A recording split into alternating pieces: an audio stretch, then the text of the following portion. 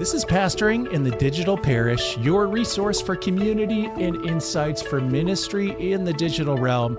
I'm Ryan Dunn, the host of this podcast and fellow practitioner of digital ministry. We've got two things going on at once in this session. We're going to explore creating digital content that engages our online audiences while we engage in a spiritual practice that hopefully gives us personally a bit of a power up in the midst of our busy digital ministry lives. We all need content that hits online, and that can feel a little daunting and draining to build, especially if we're just taking some wild stabs at whatever might work, right? I've found that a piece of static or live streamed content that works often utilizes, for me, contemplative, spiritual, or meditative practices. There's something at work in that. There's an idea in play. Not necessarily that people are actively looking for contemplative style content all the time, but maybe that people are looking for the kind of immersive or engaging content that a contemplative or meditative piece promises. So here's an example. These are the names of the most downloaded Compass podcast episodes. Now, Compass is the other podcast I produce for United Methodist Communications. It's aimed at inspiring spiritual moments for spiritual seekers in day-to-day life. I'm going to list these titles. You can decide for yourself or, figure out what you notice about the commonality of these titles. Number 1, Simple Life Rhythms for Balance and Peace. Number 2, Making Any Moment Holy. Number 3, How Spiritual Practices Disrupt Our World. Number 4, Prayerful Reflection for Midday Disruption. Now, on Get Your Spirit in Shape, which is our sister podcast for an audience of United Methodists, their episode, which is titled Jesus' Path from Pain to Triumph, a Guided Meditation, that got their most 7-day downloads. All of these episodes include a suggestion of spiritual practice. And I'm discerning from this that people are looking for content with which they can engage, not simply content that informs. Now, this is weird for me, considering that these are podcasts. It's weird because of the nature of a podcast. We don't listen to podcasts with an expectation that it's going to physically make a demand of us. In fact, podcast listening is generally something we do while engaged in or practicing something else. Check out these statistics. 80% of podcast listeners listen while they commute. 70% of podcast listeners listen while they're doing housework. 65% of podcast listeners utilize their mobile device primarily for listening. You get the picture.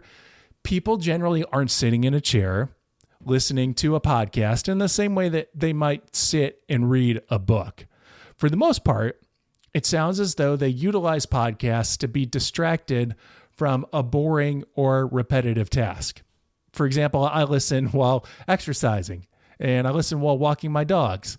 And you're likely nodding your head in recognition as you're listening right now while you're also engaged in another activity. Admit it. You're multitasking, aren't you? It's okay. Really. So here's what I'm not going to do in this session. I'm not going to try to pull you away from that multitasking. I'm not going to pull you away from that. I'm not going to say, stop what you're doing and engage with what I'm doing. Not if I want you to actually participate, because again, we want to be mindful that a lot of times we're engaging with this digital content while we are engaged in something else. Instead, it seems that if I'm going to build engaging content, I need to supply a practice that you can do while you are still engaged in that other activity too. So, you can safely drive. You can safely put one foot in front of the other as you're walking. So in this session of Pastoring in the Digital Parish, we're going to do what we talk about doing. We're going to inspire some content that engages people through content that engages. At least I hope that that's what's going to happen here. And I'm going to be repurposing some older content from the Compass podcast. Again, that other podcast I produce.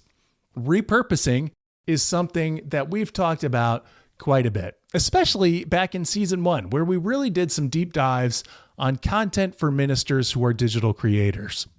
So what we might think about doing is taking that portion of the worship service, say, for example, where we invited the congregation into a meditation and making that a standalone video or podcast segment. Or another idea is we might record a guided version of a contemplative practice that was recommended by our Sunday school curriculum. In this session, we're going to start by powering up our awareness and our energy.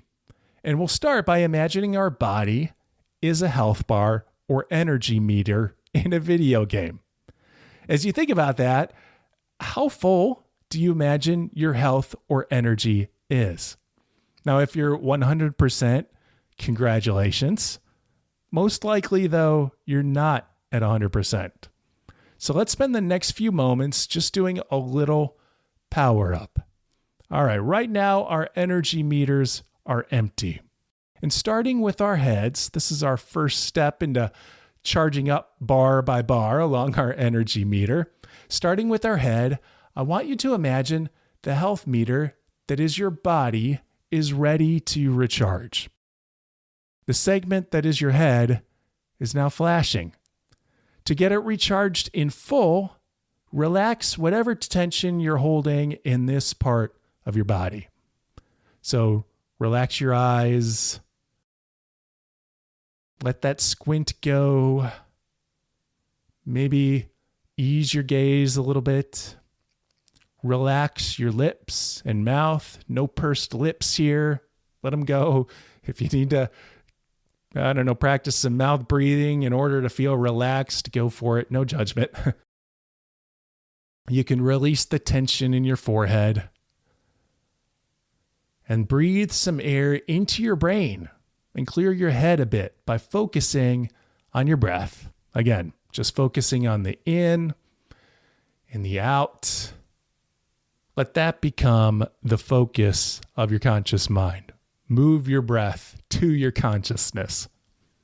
Again, in and breathe out, releasing whatever tension you're carrying around your head right now. And with each breath, we're going to imagine that our health bar is blinking just a little bit slower and slower until it finally stays one static color. And then we're going to move on to the next segment of the health meter, now focusing on our neck and our shoulders. If you can, roll that out a little bit. Maybe tip your head from side to side to release some of that tension in your neck. Let your shoulders drop to where they feel comfortable. So much of the time we get tense just by bunching our shoulders up a little bit. Even as we concentrate, even as we're thinking about doing two things at once in our multitasking right now. Let that subside a little bit. Ease those shoulders. Let them fall a little bit. Maybe give them a few small rolls too, seeing if you can release some of the pent-up tension there. And imagine that health meter switching from a blinking bar slower and slower to a full bar. Then we're going to focus on our chest and our midsection. And here we're just going to breathe. As you breathe in and breathe out, notice the rise and the fall of the chest. And see if you can pull air in so deeply that your belly rises and falls as well with your breath. Feel the energy that you get from breathing. And again, as you breathe in and out, imagine that health meter blinking more and more slowly until it stays steadily on and you're feeling just a little bit more charged up. And now we're going to think about the legs. This is the last part of our health meter. We tend to carry a ton of tension in our hips. Now, you may not be in a place where you can easily release some of that tension right now, say if you're driving or even walking. But if you can, arch your back a little bit and see if that doesn't inspire some sensation in your lower back. You may need to push your tailbone back a little bit. If you're able to rotate your hips side to side some, that might help relieve a little tension too. Again, with each rotation, imagine your health meter blinking just a little more slowly. If you're walking, take a moment to walk a bit slower and imagine yourself gliding more than you're exerting effort. If you're seated, you can slowly march your feet in place a little bit and focus on pushing through the toes if you're able, and then flex the toes, seeing if you can stretch out some of the tension in your calves. And keep that slow stretch and push happening, kind of like a cat needs a blanket that it's about to lie down on. Keep that stretch and push happening until you feel like your energy meter can stop blinking and it comes to one steady color, and your energy meter across your body is at full. And you can keep up these little relaxation practices as we get some background information from a previous episode of the Compass podcast, where I introduced the practice of welcoming prayer. Well, hear the background, and then we'll step into that practice together. The practice I'm introducing is called welcoming prayer, and I was actually introduced to this practice by a guest on our podcast, the Reverend Tyler Sitt. Reverend Tyler suggested the practice in his book, Staying Awake, The Gospel for Changemakers.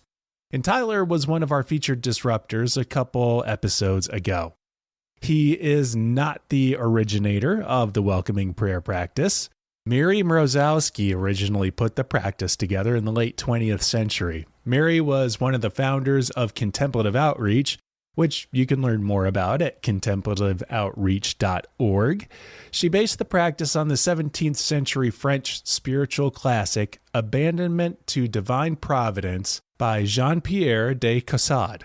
In essence, the welcoming prayer is a method of consenting to God's presence in action in our physical and emotional reactions to the stresses of life.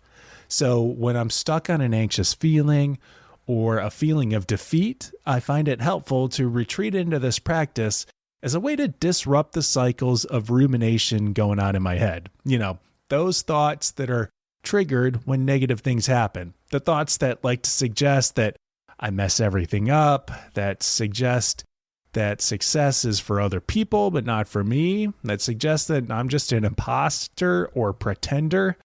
This practice, it derails those thoughts before they become my narrative. The welcoming prayer consists of 3 parts or movements. First, we recognize what we're feeling. Secondly, we welcome these feelings as a means for recognizing God's presence. Third, we let go of a need to control and simply embrace the moment. So let's go through this one time together. Allow yourself to feel this moment. What's going on in your body? Where are you holding tension? What's distracting in your mind? Sit with that for a moment.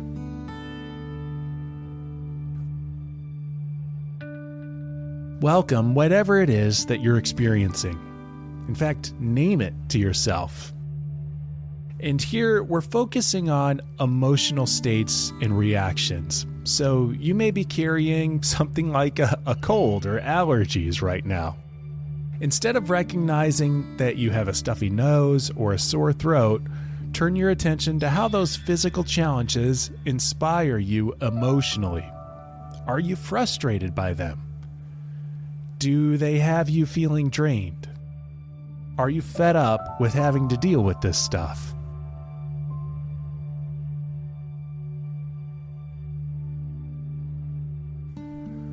Tyler Sitt actually says hello to these situations, as in, hello anxiety, I see you. Hello fatigue, I recognize you too. Do that now with what you're carrying.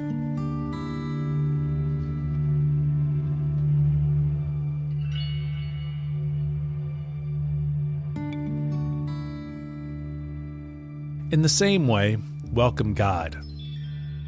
You might use a phrase like, hello, dear one. I recognize you're present in this moment too. It might even help to invite and admit God's presence in all the situations you've just mentioned. So, God, you are with me in my anxiety. Spirit, you are with me when I'm fatigued.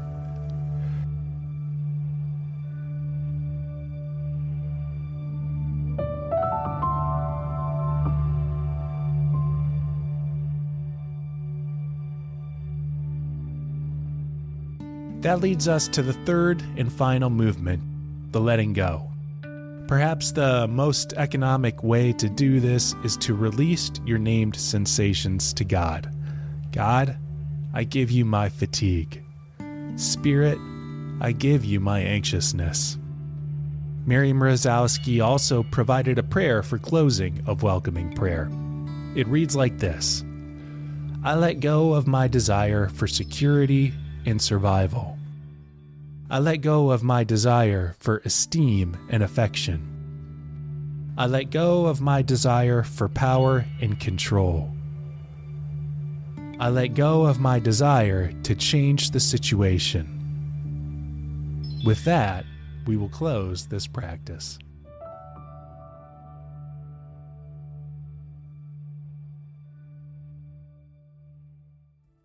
And we're going to close this session of pastoring in the Digital Parish as well. I'm Ryan Dunn. I'd like to thank Resource UMC, the online destination for leaders throughout the United Methodist Church. They make this podcast possible. And of course, they host our website, pastoringinthedigitalparish.com. I'll speak with you again in a new episode next week. In the meantime, peace to you.